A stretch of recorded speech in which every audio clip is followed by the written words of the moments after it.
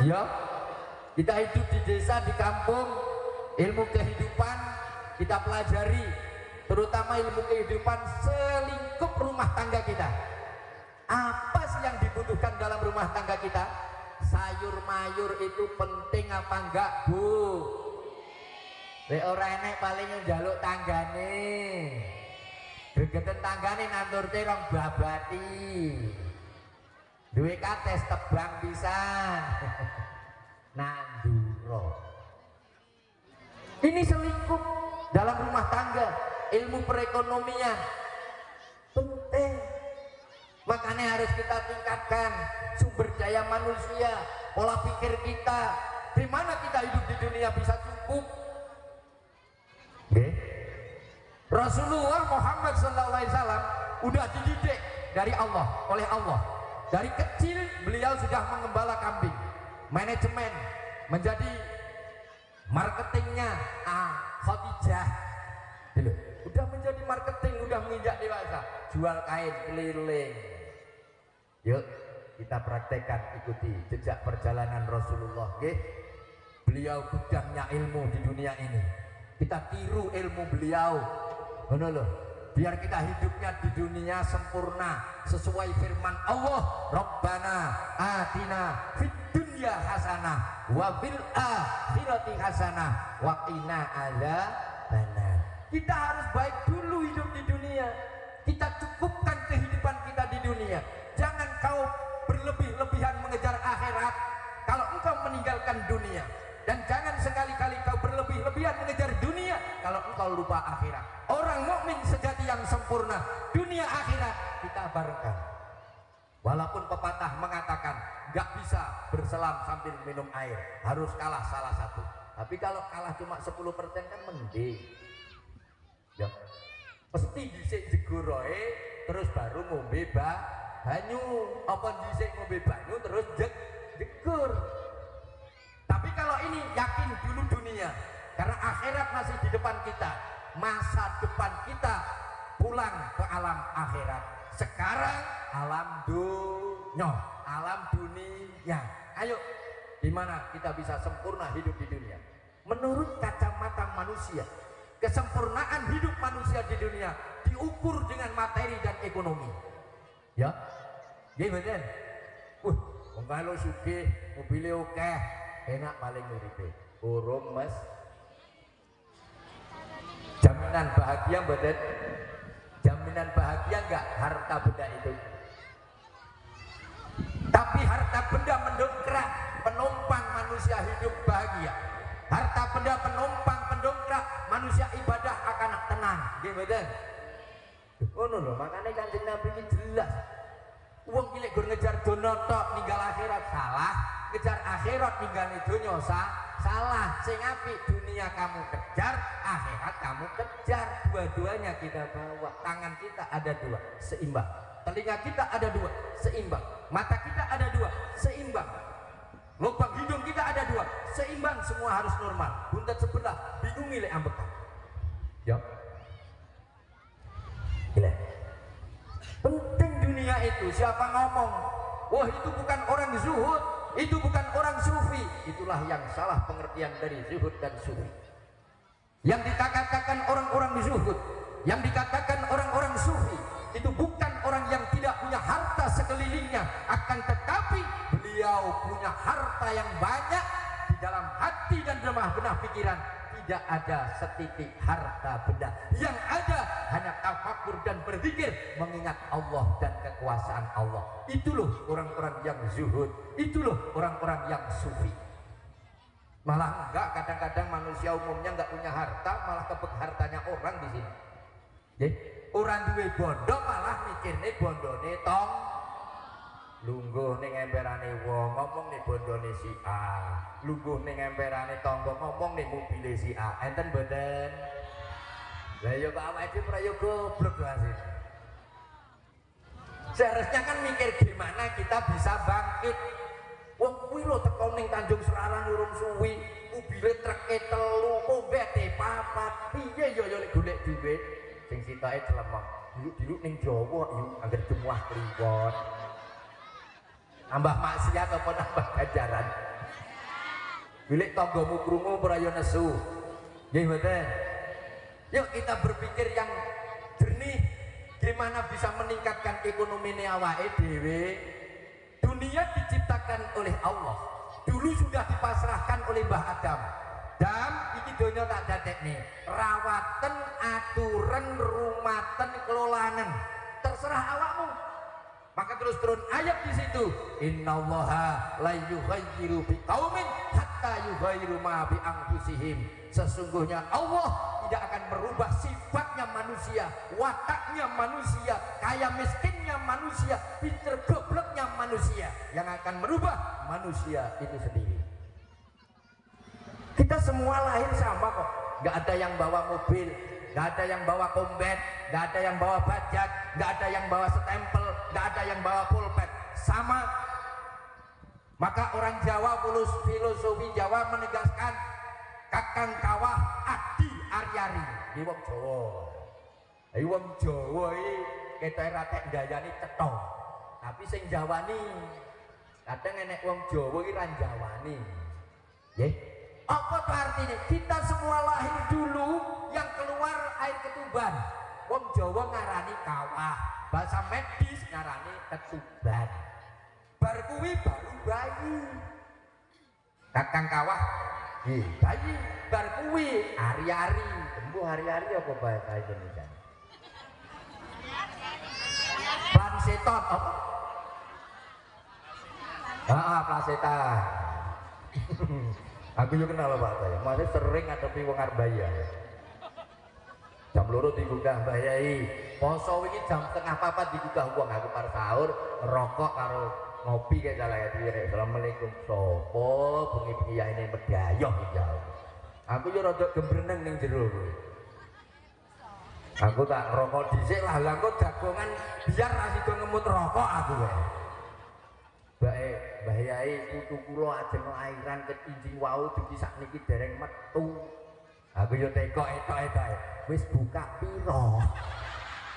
Loh, ya yo piye to? Menurut perhitungan saah ilmu Jawa, ini ilmu Jawa Pak ngomongnya. Saah kuwi wektu bayi iki dina iki laire jam semene. Ya nek hitungane cara ilmu Jawa. Cara ilmu pesantren jenenge belajar ilmu hisab. Yo ning pesantren ilmu hisab, ilmu falak, ilmu hisab itu tahu. Ngono lho. Wis mudeng karemu ora karemu iki gandengane dibuka wong masalahnya. Pun buka 6. Oh insyaallah gak suwi. Aku yo ngono.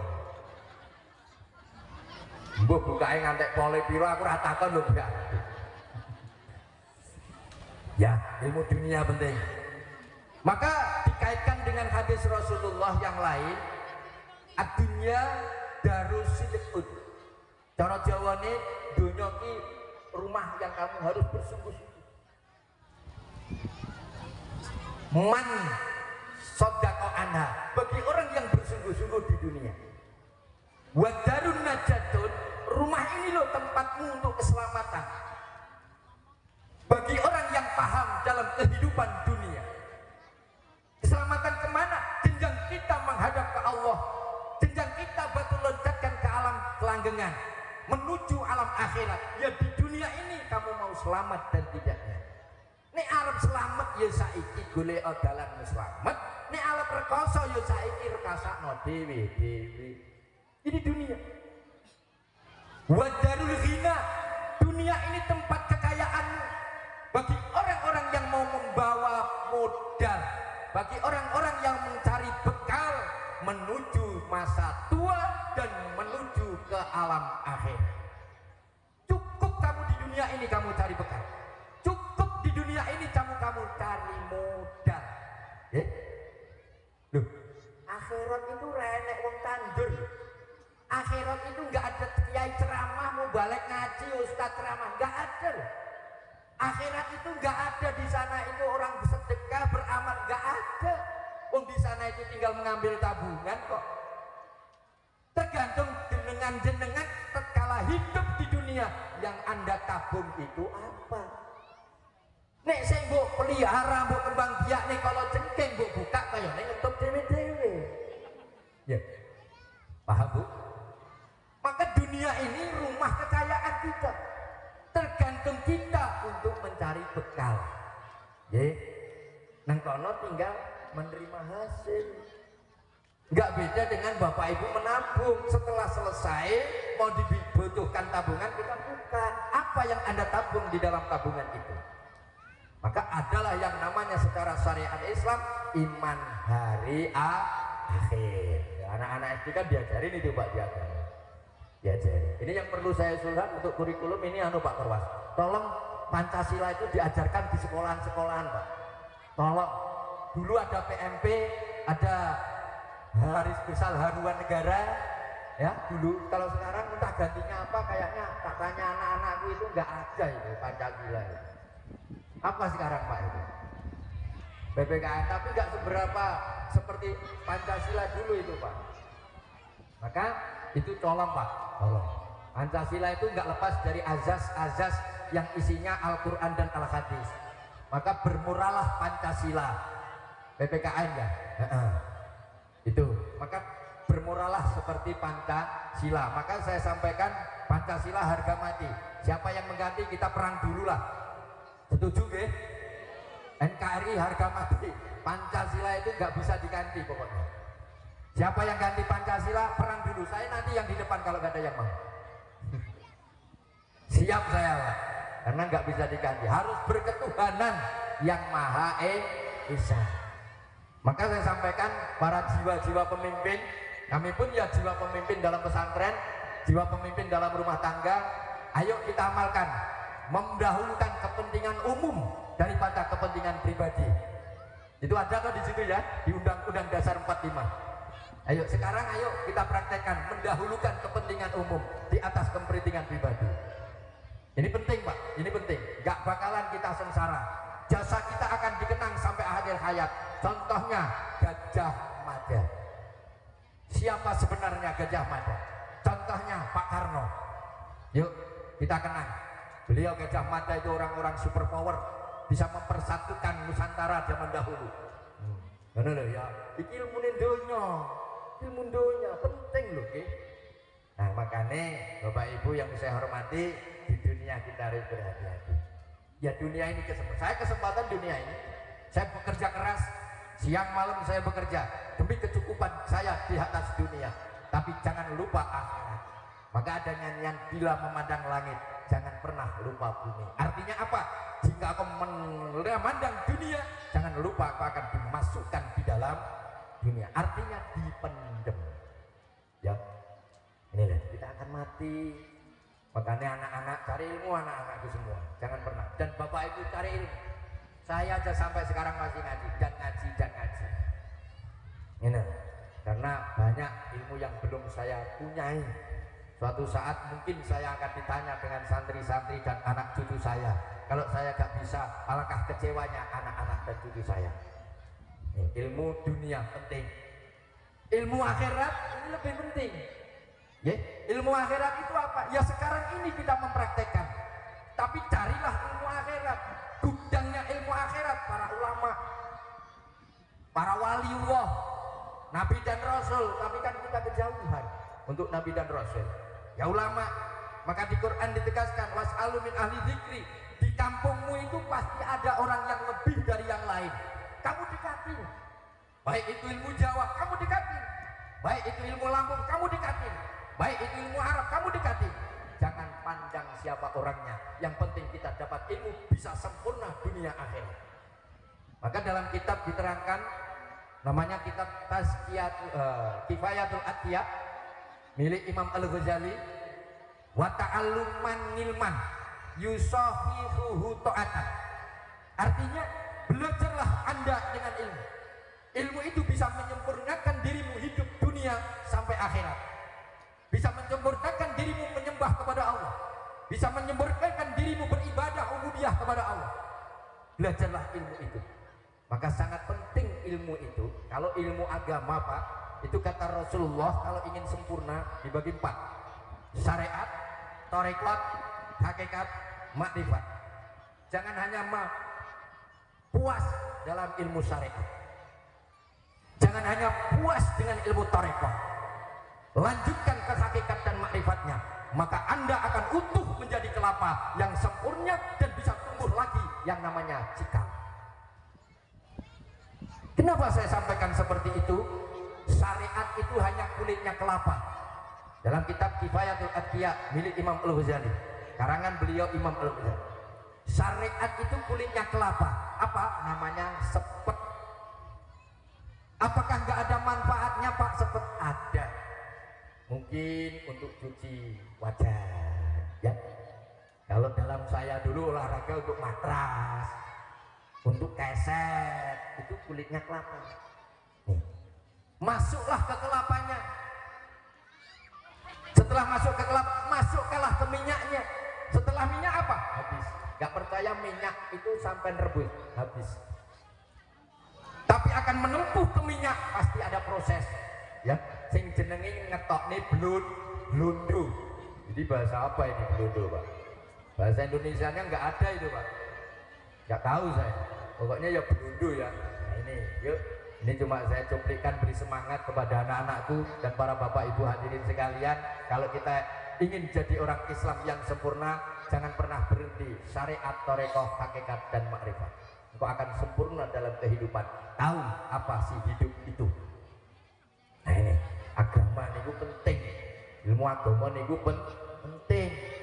Ora nek kasepe, makanya minal mahdi ila ladi sampai bongkok. Tapi lek ilmu donya kaset sampai nyekolahne anak TK wis 10 tahun, seneni karo kepala TK nih. Ya. Mana lah? Makanya ini ayo kita merenungi, kita punya kehidupan dunia dan akhirat. Sementara kita menjalani urip nono dunya. Jangan pernah males-males urip ning dunya. Aja kur seneng ngitungi bondone tangga. Itu awakmu dhewe. Ana. Ya. Bapak-bapak, ibu-ibu dewan guru itu yang semangat. Pokoknya apa tanaman Anda ya besok memetik. Didik anak wong kadang males yo, pemeneh muwakal yo. Meh mayoritas anak yang ditaruh pesantren nggak ada orang tuanya yang ngomong anaknya manut. Belum pernah saya berdiri pesantren dari 2001 sampai hari ini. Mesti ngomong anaknya nuakal Pak Yai anak kula. Kula lek ngomong nggih penak nggih kersane. Nek bocah ki nakal lumrah. Maka paling enak dunia itu dunia anak-anak. Kenapa? Enggak pernah susah. Nggih, di bawah balita semua ono-ono kuwi delok sowan. Jajal sampean wis tuwek dolanan ana plendungan ora bisa mluk kancane. Tapi masih anak-anak bebas. Nggih. Makanya bojoku tak ulang, pengen netral urip, enggak beban. Pola kita seperti anak-anak. Artinya apa? Lost down. Tapi kita tetap jiwa akhlakul orang-orang tua, budi pekerti orang tua, tapi netral seperti anak-anak. Paham nggih? Paham nggih? Ini dunia anak-anak saya paling penak ngomongnya. Nakal wajar, tapi ini jak pertamu munggah meja gak apa-apa. Sing duwe omah maklumi. Tapi wis tuwek-tuwek mertamu munggah meja, kene digepuk. Ya. Maksud ya. Kita semakin tua yuk berakhlakul karimah. Makanya bahasanya wong Jawa bapak iso ngepakno awak lan iso mapakno anak. Diceluk bapak filosofi Jawa. Ngono lho. Ini filosofi Jawa makanya iso mapakne awake dhewe nek aku ki wis tuwa. Wong kula dhewe numpak motor milih king wae bocah bengkel gitu. Kingen suarane ya ngono kae ya. Ngene tak tumpaki ya dipai juwang to. Weh, Pak Yai gaul. Lah kan dhek menenge ra iso montore. Nggih. Pai juwang. Ngono kuwi lho. Wis tuwek-tuwek nembak motor banter ngono ya dipai juwang, Pak. Nek sik bocah-bocah iki meh dimaklum ya ben rekaken nom isik bocah. Bahasane wong Jawa, bocah kuwi pikirane rumpel. Ilmu Jawa lho ya, ilmu Jawa. Makane monggo kula panjenengan sedaya sing semangat didik anake. Ana hadis iki, Pak. Hadis ini. Seorang orang tua kok ikhlas memberi nafkah kepada anak-anaknya, membiayai anak-anaknya belajar menempuh ilmu pendidikan, maka orang itu harta yang diberikan kepada anak fisabilillah. Ini sebuah hadis. Makanya aja iman-iman keragati anakmu. Nek iman-iman gak sesuai pernyataanmu, sebab angger ditekok nih pegawe kuateng golekne sapa. Ya Bu ya. Nggih Pak nggih. Golekne begitu anak kaos sepatune jebol. Aku biyen zaman sekolah kuwi jarang sing sepatuan. Maka kalau kula niku protes Pak Kepala Sekolah, Pak Korwas dengan anak-anak saya yang sekarang masih kelas 5 dengan kelas 2, saya dikatakan